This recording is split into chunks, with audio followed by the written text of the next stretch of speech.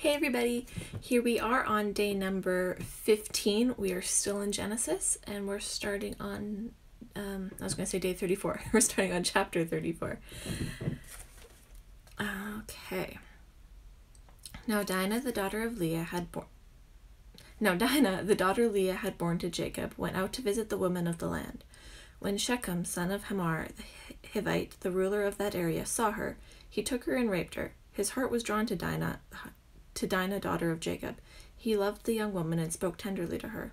And Shechem said to his father Hamor, "Get me this girl as my wife." He messed up the order a little bit there. Well, never mind. When Jacob heard that his daughter Dinah had been defiled, his sons were in the fields with his livestock, so he did nothing about it until they came home. Then Shechem's father Hamor went out to talk with Jacob. Meanwhile, Jacob's sons had come in from the fields as soon as they heard what had happened. They were shocked and furious because Shechem had done an outrageous thing in Israel by sleeping with Jacob's daughter, a thing that should not be done. But Hamor said to them, "My son Shechem has his heart set on your daughter. Please give him to her as his wife. Intermarry with us. Give us your daughters and take our daughters for yourselves. You can settle among us. The land is open to you. Live in it, trade in it, and acquire property in it." Then Shechem said to Dinah's father and brothers, "Let me find favor in your eyes, and I will give you what you ask. Make the price for the bride and the gift I am to bring as great as you'd like, and I'll pay whatever you ask me. Only give me the young woman as my wife." Because their sister Dinah had been defiled, Jacob's sons replied deceitfully as they spoke to Shechem and his father Hamor. They said to him, "We can't do such a thing. We can't give our sister to a man who's not circumcised. That would be a disgrace to us. We will enter into an agreement with you on one condition only, that you become like us by circumcising all your males. Then we will give you our daughters and take your daughters for ourselves. We'll settle among you and become one people with you. But if you will not agree to be circumcised, we'll take our sister and go." Their proposal seemed good to Hamor and his son Shechem. The young man, who was the most honored of all his father's family, lost no time in doing what they said, because he was delighted with Jacob's daughter. So Hamor and his son Shechem went to the gate of their city to speak to the men of their city. "These men are friendly towards us," they said. "Let them live in our land and trade in it. The land has plenty of room for them.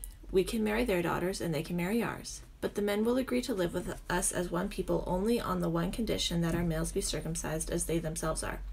Won't their livestock, their property, and all their other animals become ours? So let us agree to their terms, and they will settle among us."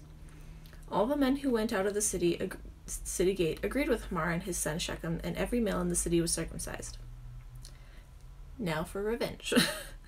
3 days later, while all of them were still in pain, 2 of Jacob's sons, Simeon and Levi, Dinah's brothers, took their swords and attacked the unsuspecting city, killing every male. They put Hamor and his son Shechem to the sword and took Dinah from Shechem's house and left. The sons of Jacob came upon the dead bodies and looted the city where their sister had been defiled. They seized their flocks and herds and donkeys and everything else of theirs in the city and out in the fields. They carried off all their wealth and all their women and children, taking as plunder everything in the houses. Then Jacob said to Simeon and Levi, "You have brought trouble on me by making me obnoxious to the Canaanites and Perizzites, the people living in this land. We are few in number, and if they join forces against me and attack me, I and my household will be destroyed." But they replied, "Should he have treated our sister like a prostitute? No, he should not have." If that's what they did today. Oh, you raped the girl? Okay, we'll just kill all of you. I think there'd be less rape. Just saying. Then God said to Jacob, "Go up to Bethel and settle there and build your altar to God, who appeared to you when you were fleeing from your brother Esau." So Jacob said to his household and to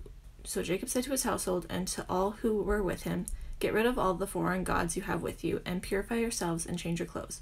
Then come, let us go up to Bethel, where I will build an altar to God, who answered me in the day of my distress, and who has been with me wherever I have gone." So they gave Jacob all the foreign gods they had, and the rings in their ears, and Jacob buried them under the oak at Shechem. Then they set out, and the terror of God fell on the towns around them, so that no one pursued them. Jacob and all the people with him came to Luz, that is Bethel, in the land of Canaan. There he built an altar, and he called the place El Bethel, because it was there that God revealed himself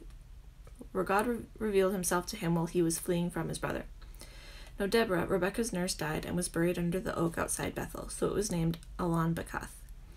After Jacob returned from Padan Haram, God appeared to him again and blessed him. God said to him, "Your name is Jacob, but you will no longer be called Jacob. Your name will be Israel."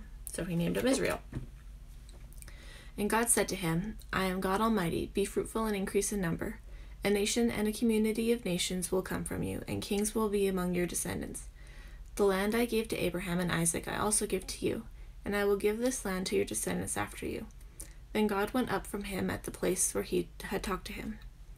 Jacob set up a stone pillar at the place where God talked with him, and he poured out a drink offering on it. He also poured oil on it. Jacob called the place where God had talked with him Bethel. Then they moved on from Bethel. While they were still some distance from Ephrath, Rachel began to give birth and had great difficulty. And as she was having great difficulty in childbirth, the midwife said to her, "Don't despair, for you have another son." As she breathed out her last, for she was dying, she named her son Ben-Oni, but his father named him Benjamin.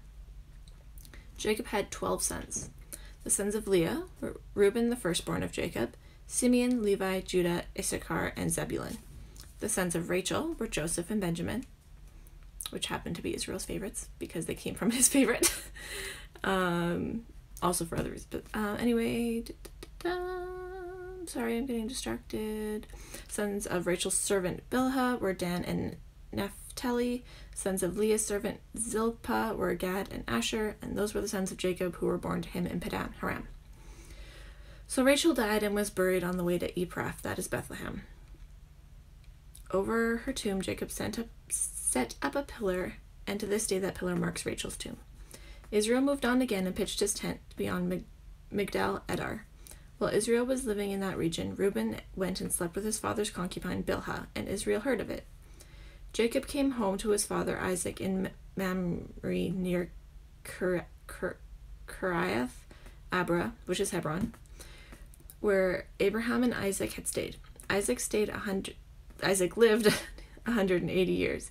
Then he breathed his last and died and was gathered to his people, old and full of years, and his sons Esau and Jacob buried him. And that was day 15. Lots of family drama going on. So join me for tomorrow for more family drama. This is like, well, actually no, the whole Bible's filled with like super dramatic families, but this is like a very, there's always something going on. There could be like a telenovela about this family. Anyway, I'm done. See you tomorrow.